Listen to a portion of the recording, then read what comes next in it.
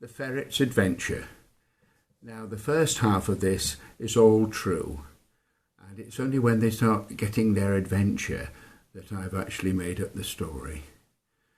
It's dedicated to Rob and Jade, who are friends of mine who own these two ferrets.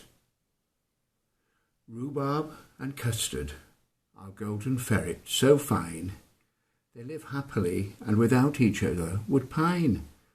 They are loved by Rob and Jade with a love that will never fade. Now they live with them in a flat, but never leave, never cross the doormat. Rhubarb is a girl, Custard a boy. They are each other's joy. They live on the second floor, so on to the street there is no door. They have much fun and cuddles they get. That they are much loved, they never forget. Jade spends her time cuddling them. Rob teases them again and again.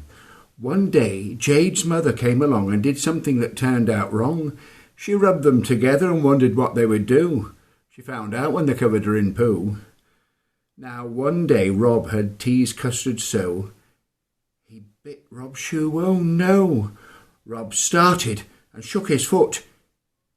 He effectively gave Custard the boot. Custard was sad and ran off and hid. He thought of him Rob wanted to be rid. He fled into a hole in the skirting board and thought the love for him was flawed. He wandered around under the floor and thought he could go home no more.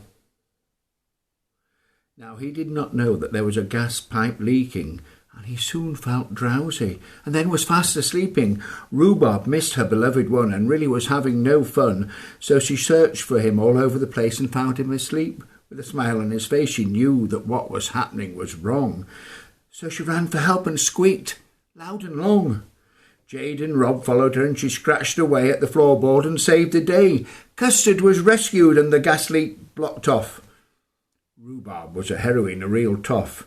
Custard realised he truly was loved and adored, and that to run away from problems is really flawed.